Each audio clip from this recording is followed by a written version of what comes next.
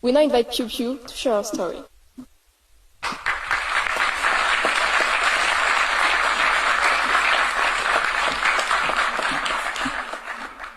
မင်္ဂလာပါ Bonjour à tous. Good afternoon, ladies and gentlemen. I am Piu Piu. Before I introduce myself, I would like to thank the Secretary General, Madame Jumalapali, the team Clement, Veronique, Diane, my friend Vivienne, and everyone here for giving me a chance to give a testimony at the opening ceremony of Clement 2025. It's an honor to be a part of this, especially when it's about rights and freedom. For I come from a country where millions of people don't have basic human rights or have the minimal freedom to discuss about this. I am a celebrity singer-songwriter-performer from Burma and a political refugee in France. Yes, I come from Burma, also known as Myanmar. I guess many of you haven't heard much about it, because it's well hidden. Yes, it has been well hidden from the world by the military regime, which ruled it for more than 6 decades. Myanmar is actually the largest continuous land piece in Southeast Asia, rich in natural resources, from gold, jade, ruby, to rare earth, and situated between the two powers, China and India. It is quite the same size as France, with a population of 60 million people. But unfortunately, only 50 million are inside the country. The rest 10 million are displaced outside due to the long history of civil war, political unrest, violations of human rights, lack of freedom, and different kinds of oppression caused by the military rule. And I am one of these 10 million. How did a Burmese celebrity artist end up as a refugee in France?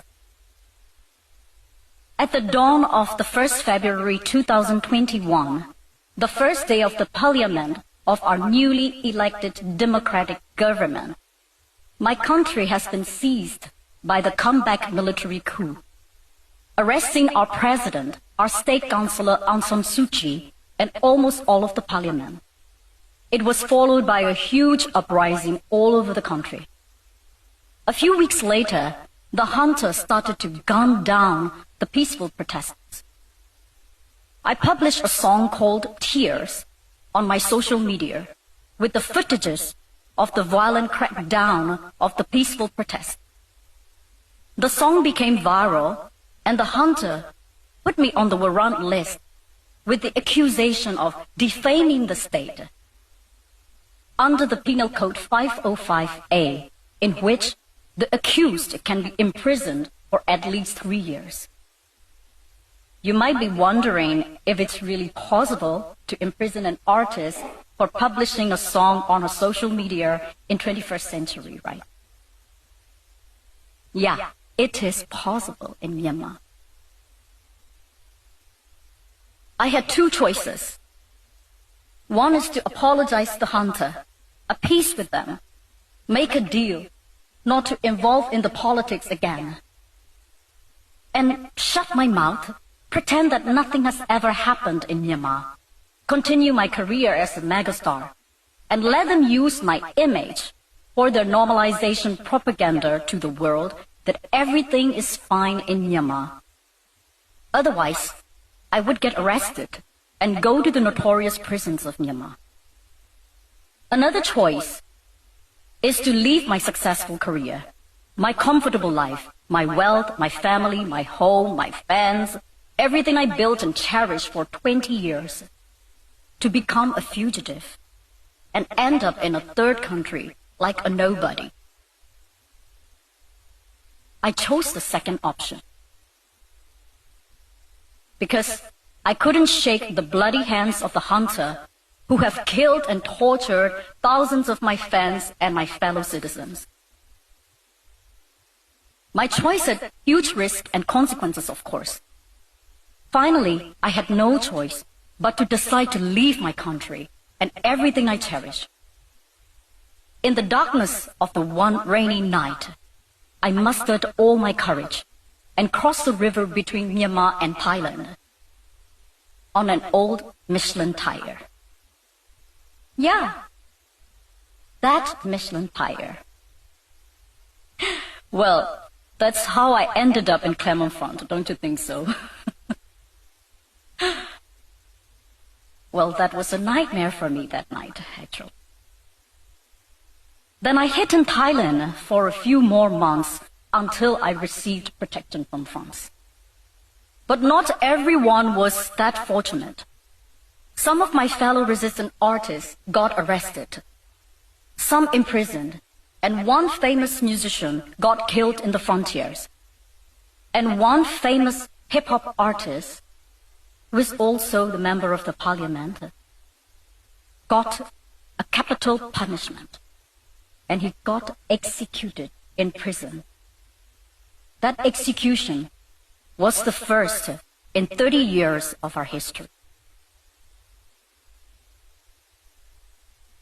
And now you might be wondering, what's happening now in Myanmar 4 years after the coup? Well, the cruelty of the regime is becoming more severe each day, although the plight of my country and my people has unfortunately become less visible in the world's news lately. The military junta is killing its own people. They continue to commit crimes against humanity, targeting civilians, schools, hospitals, places of worship. There are already 30,000 people arrested, nearly 10,000 people murdered, not only in prisons or in conflict areas, but also from daily airstrikes by hunters' fighter jets on civilians' residential areas and war camps, destroying hospitals along with their patients and leaving temporary schools with bloody classrooms.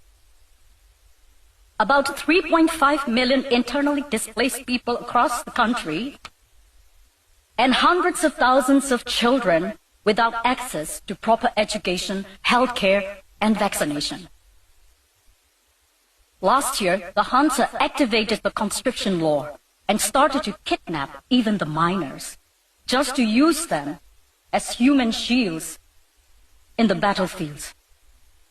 Majority of the people in Myanmar barely get 4.5 hours of electricity a day and hardly making a living under poverty, pressure, and scrutiny.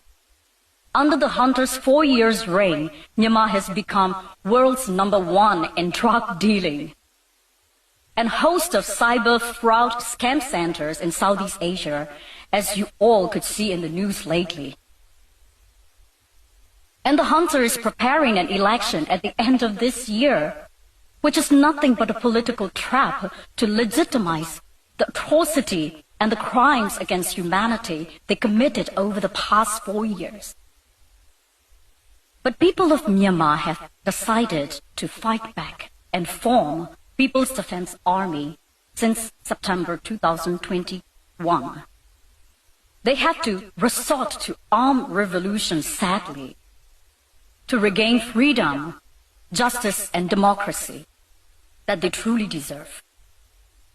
People from all walks of life, university students, teachers, lawyers, doctors, engineers, artists, bankers, farmers, etc., join in the resistance army. They have given up their dreams, their futures, their careers, their families. When I see the crowd here today, you remind me of hundreds of thousands of young people, as young as 17 and 18 like you, fighting in the jungles of Myanmar to get back their basic rights.